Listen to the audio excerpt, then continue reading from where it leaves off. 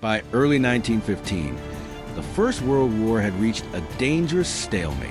On the Western Front, massive armies remained locked in trench warfare. Attempts to achieve decisive breakthroughs had failed, and military leaders searched for alternatives. Among those seeking a new strategy was Winston Churchill. Churchill believed the Allies could strike at a weaker point in the Central Powers coalition. His attention turned toward the Ottoman Empire. The Ottomans had entered the war on the side of Germany and Austria-Hungary in late 1914. Their control of the Dardanelles Strait blocked access to the Black Sea and limited Allied support to Russia. If the Allies could seize the strait, they might open a vital supply route, weaken the Ottoman Empire, and perhaps alter the course of the war. The idea appeared bold, perhaps even brilliant. But turning that idea into reality would prove far more difficult than anyone anticipated.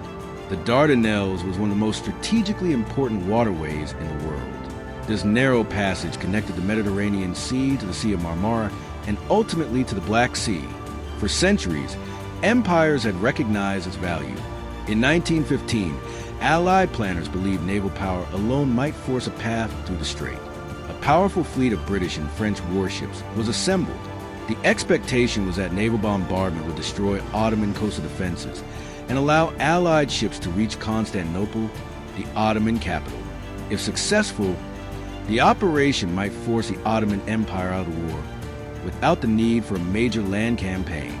It was an attractive idea, but it underestimated the strength of Ottoman defenses and the challenges posed by mines, coastal artillery, and difficult geography. The naval offensive began in February 1915.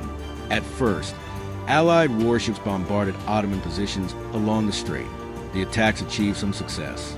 However, the deeper the fleet attempted to penetrate the Dardanelles, the greater the danger became. Ottoman artillery batteries remained active. More importantly, hidden minefields posed a constant threat. On March 18, 1915, the Allies launched a major effort to force the strait. The result was disastrous. Several warships were sunk or severely damaged by mines and artillery fire. The losses shocked Allied commanders. The purely naval solution was abandoned. If the Dardanelles were to be captured, soldiers would have to go ashore and seize the high ground overlooking the strait. The campaign was about to enter a new and far more dangerous phase. The landings were scheduled for April 25, 1915.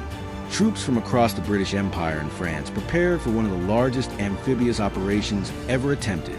Among them were soldiers from Australia and New Zealand. For many, this would be their first major battle. The Australian and New Zealand Army Corps, known as ANZAC, had trained extensively but had never experienced combat on this scale. Before dawn, transport ships moved into position along the Gallipoli Peninsula. Thousands of men waited silently in landing boats. Many believed they were about to participate in an operation that could help end the war. Few could imagine the difficulties awaiting them on the beaches ahead. The geography of Gallipoli immediately complicated Allied plans.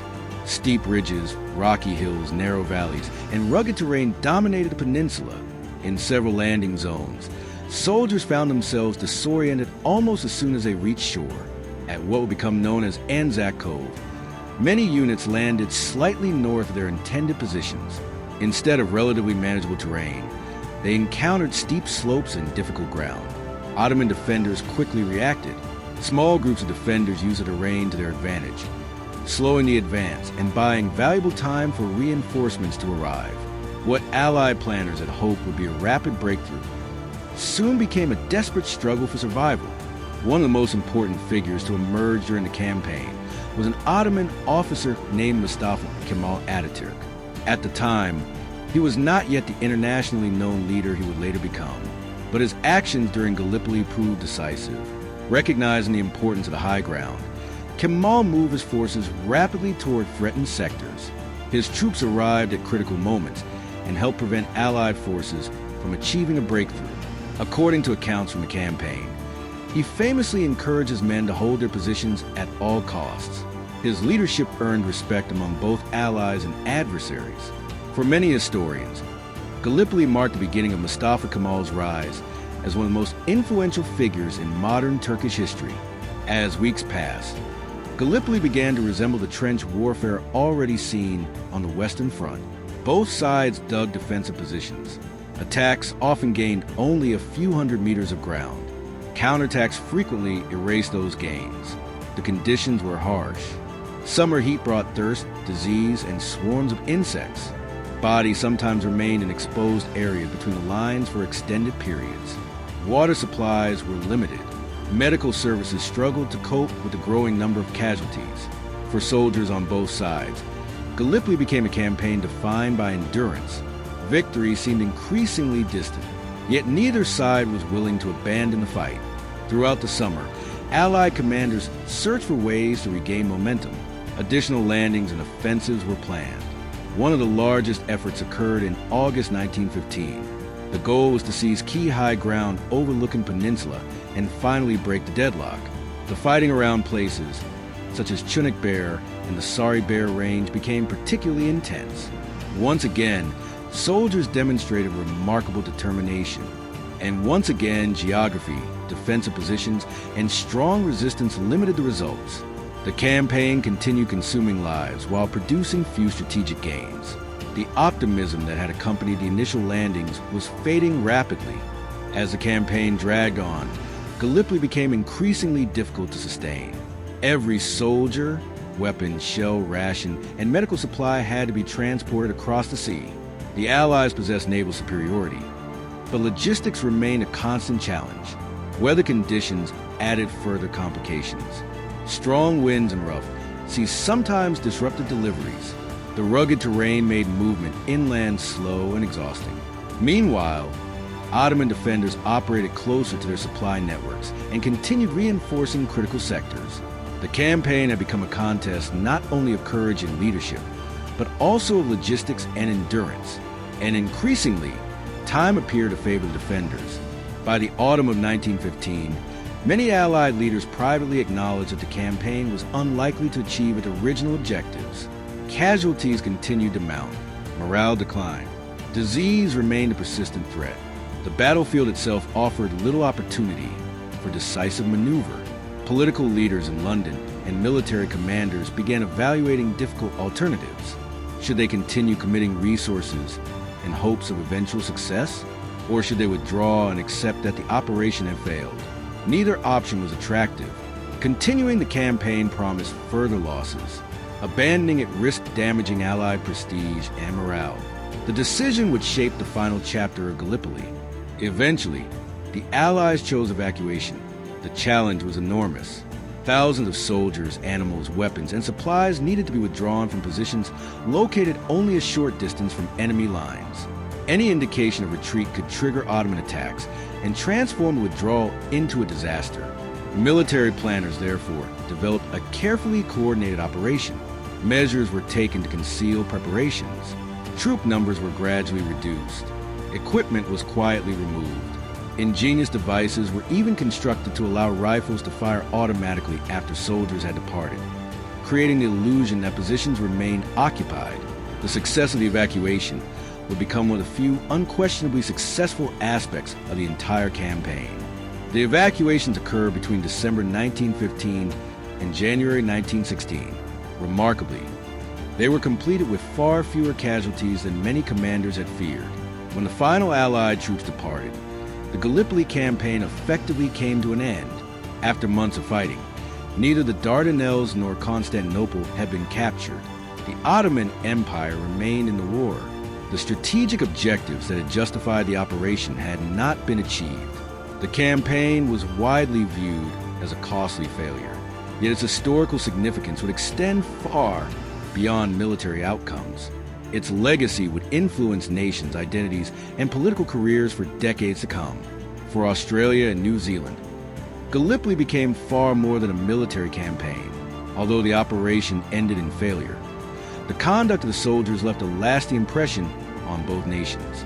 Stories of courage, endurance, sacrifice, and comradeship became central elements of national identity. The term ANZAC evolved into something greater than a military designation. It became a symbol.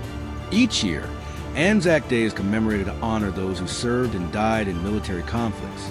For many Australians and New Zealanders, Gallipoli represents a defining moment in their national story, not because it was a victory, but because it revealed qualities that later generations would choose to remember and celebrate. Gallipoli also played a crucial role in the history of Turkey. The campaign elevated the reputation of Mustafa Kemal, whose leadership during the fighting gained widespread recognition. In the years following the First World War, he would lead the Turkish War of Independence and become the founder of the modern Turkish Republic. Today, he is remembered as Mustafa Kemal Atatürk. For many Turks, Gallipoli represents a powerful story of national defense against a major international coalition. The campaign occupies an important place in Turkish historical memory. Thus, the same battlefield that shaped Australian and New Zealand identity also helped shape the future of modern Turkey. Few military campaigns have had such profound influence on multiple nations simultaneously. More than a century later, Gallipoli remains one of the most studied campaigns of the First World War. Military historians continue examining its planning, execution, leadership, and lessons. The campaign demonstrated the immense difficulties of amphibious warfare against determined defenders occupying favorable terrain. It revealed the importance of intelligence, logistics, coordination, and realistic planning. But beyond military analysis, Gallipoli endures because of its human story. The soldiers who fought there came from different nations, cultures, and backgrounds. Many never returned home. Their experiences became part of collective memory across several countries. The campaign may have failed in military terms, yet its legacy continues to shape how millions understand sacrifice, service, and national identity. The Gallipoli campaign began as an ambitious attempt to reshape the course of World War I. Instead, it became a costly struggle fought across cliffs, beaches, trenches, and ridgelines.